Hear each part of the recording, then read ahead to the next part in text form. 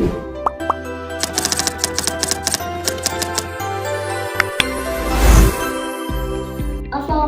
warahmatullahi wabarakatuh. Halo semuanya, kembali lagi dengan saya Ibu Tiara Salsabila dari Universitas Islam Darussalam Ciamis. Topik kali ini akan membahas mengenai jalur dan karakteristik pendidikan anak usia dini. Pendidikan anak usia dini merupakan tahapan pendidikan yang sangat penting karena pada masa ini anak berada pada fase perkembangan yang sangat cepat. Oleh karena itu, pemahaman mengenai jalur penyelenggaraan PAUD menjadi hal yang sangat penting bagi kita para calon pendidik. Sebagai landasan dalam pendidikan anak usia dini, kita dapat merujuk pada firman Allah dalam Quran Surah An-Nahl ayat 78. A'udzubillahiminasyaitonirrajim. Bismillahirrahmanirrahim. Wallahu akhrajakum min butuni ummahatikum la ta'lamuna syai'aw wa ja'ala lakum sam'a wal absara wal afidata la'allakum tashkurun. Yang artinya, Allah mengeluarkan kamu dari perut ibumu dalam keadaan tidak mengetahui sesuatu pun, dan Dia menjadikan bagi kamu pendengaran, penglihatan, dan hati nurani agar kamu bersyukur. Ayat ini menunjukkan bahwa sejak lahir manusia memiliki potensi yang perlu dikembangkan melalui pendidikan dan pembinaan yang tepat. Oleh karena itu, pendidikan anak usia dini menjadi sangat penting sebagai fondasi awal perkembangan anak. Menurut Undang-Undang Sisdiknas Nomor 20 Tahun 2003, pendidikan anak usia dini atau PAUD merupakan suatu upaya pembinaan yang ditujukan kepada anak sejak lahir hingga dengan usia 6 tahun. Pembinaan ini dilakukan melalui pemberian rangsangan pendidikan untuk membantu pertumbuhan dan perkembangan anak baik secara jasmani maupun rohani. Tujuan utama dari PAUD adalah agar anak memiliki kesiapan dalam memasuki pendidikan lebih lanjut. Dalam praktiknya, pendidikan anak usia dini tidak hanya berfokus pada aspek akademik, tetapi juga pada pengembangan berbagai aspek seperti motorik, bahasa, sosial emosional, dan nilai agama. Di Indonesia, penyelenggaraan pendidikan anak usia dini dilakukan melalui beberapa jalur yang disesuaikan dengan kebutuhan masyarakat. Terdapat dua jalur utama, yaitu jalur pendidikan formal dan jalur pendidikan non-formal. Jalur formal terdiri dari lembaga pendidikan seperti taman kanak-kanak atau TK dan Rawdatul Atfal atau biasa disebut dengan RA yang diperuntukkan bagi anak usia 4 sampai dengan 6 tahun. Sementara jalur non-formal terdiri dari Pondok Bermain atau Ponder, tempat penitipan anak atau TPA, dan satuan PAUD sejenisnya.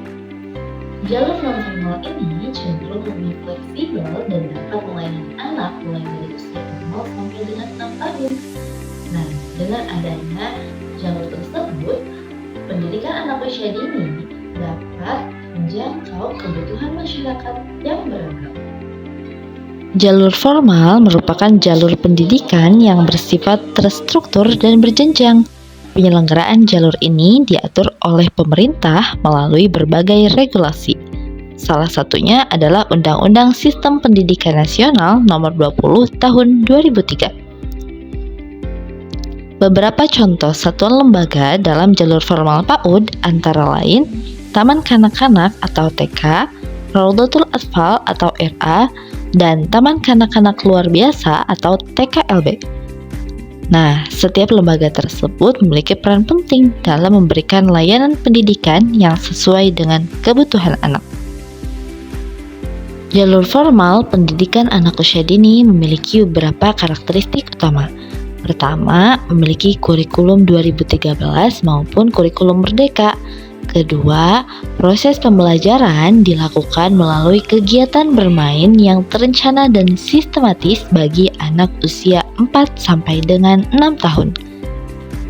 Selain itu, pembelajaran juga berfokus pada pengembangan berbagai aspek perkembangan anak secara holistik, seperti aspek agama, motorik, kognitif, bahasa, sosial emosional, serta seni.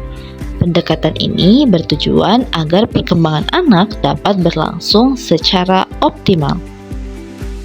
Jika dikaitkan dengan praktik di lapangan, jalur formal pendidikan anak usia dini seperti TK dan RA banyak ditemukan di berbagai daerah di Indonesia.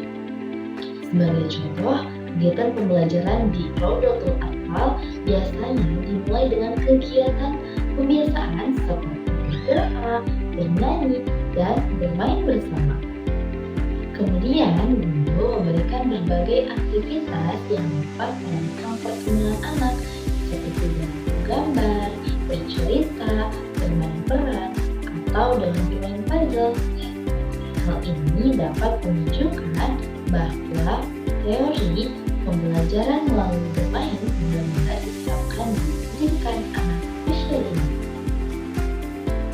Sebagai kesimpulan, pendidikan anak usia dini di Indonesia diselenggarakan melalui berbagai jalur yang memiliki karakteristik masing-masing. Jalur formal seperti TK dan RA memiliki sistem yang terstruktur dan kurikulum yang jelas dengan tenaga pendidik yang profesional. Dengan memahami jalur dan karakteristik pendidikan anak usia dini, diharapkan kita sebagai para calon pendidik ataupun para pendidik dapat menyelenggarakan pendidikan anak usia dini yang sesuai dengan kebutuhan perkembangan anak, sehingga kita dapat mencetak generasi emas bagi bangsa dan negara ini di masa yang akan datang. Didiklah anakmu sesuai dengan zamannya, karena mereka hidup di zaman yang berbeda dengan zamanmu. Ali bin Abi Thalib. Kutipan ini mengajarkan kepada kita bahwa dalam mendidik anak, kita perlu menyesuaikan metode pendidikan dengan perkembangan zaman. Setiap generasi, anak memiliki lingkungan, tantangan, dan cara belajar yang berbeda.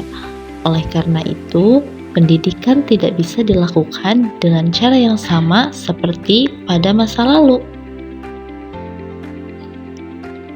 Dalam konteks pendidikan anak usia dini, hal ini dapat dilihat melalui berbagai jalur pendidikan yang tersedia, seperti jalur formal dan jalur non-formal. Kedua jalur ini hadir untuk menyesuaikan kebutuhan masyarakat serta perkembangan anak pada masa sekarang.